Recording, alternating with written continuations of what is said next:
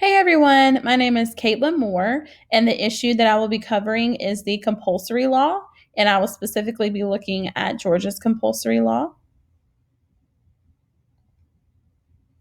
The compulsory law is the law that mandates the ages that a child must be in a public or state accredited private school.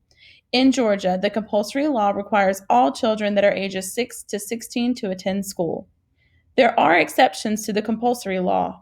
Two examples of exceptions are children that are homeschooled or members of specific religious groups that do not believe in having children remain in school until they are in their late teens.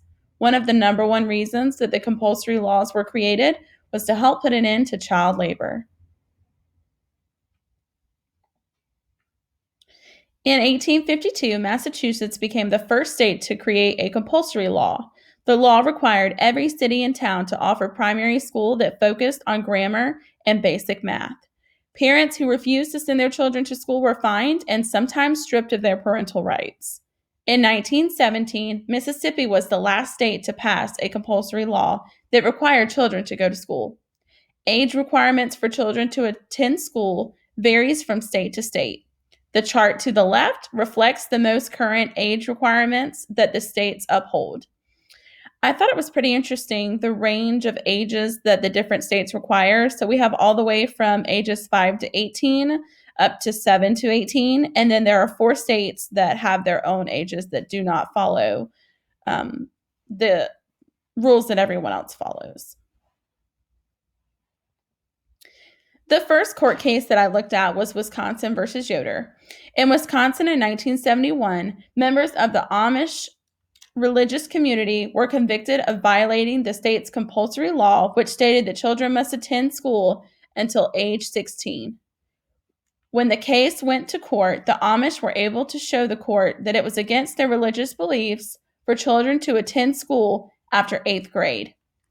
Amish belief requires members to earn their living by farming and other activities, and it was around this age that they began teaching their children how to make their living by working the land. The Supreme Court decided that applying the compulsory law to the Amish community violates their free exercise clause under the First Amendment. And then you can click on the link to watch the YouTube video. The second court case that I dug into was Pierce versus the Society of Sisters. In 1925, Oregon amended its compulsory law and required children to remain in a public school from age 6 to 16. This was challenged by the Society of Sisters, which was an organization that cared for and educated orphan children. The Society of Sisters believed that it was an infringement of their right to enforce the children that they cared for to go to public schools.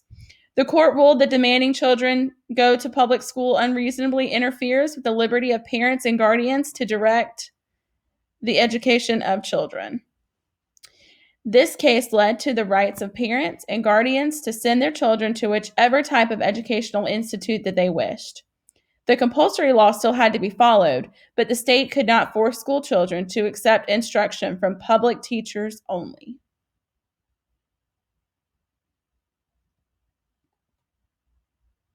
Why is the compulsory law important?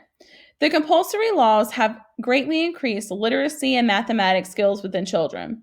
Children who are chronically absent in preschool, kindergarten, and first grade are much less likely to read at grade level by third grade. Students who cannot read at grade level by the end of third grade are 4 times more likely than proficient readers to drop out of high school. It's difficult for the teachers and the classes to build their skills and progress as a whole if a large number of students are frequently absent. The compulsory law is important to me as an educator because a missed school day is a lost opportunity for students to learn. So I was interested in looking at this chart. It talks about elementary students, middle schoolers, high schoolers, college students, and workers. And so the impact that it had on elementary students was they were able to read well by third grade. Middle schoolers pass important courses. High schoolers stay on track for graduation. College students earn their degrees, and workers succeed in their jobs. So as you can see, the compulsory law is very important to a child's education.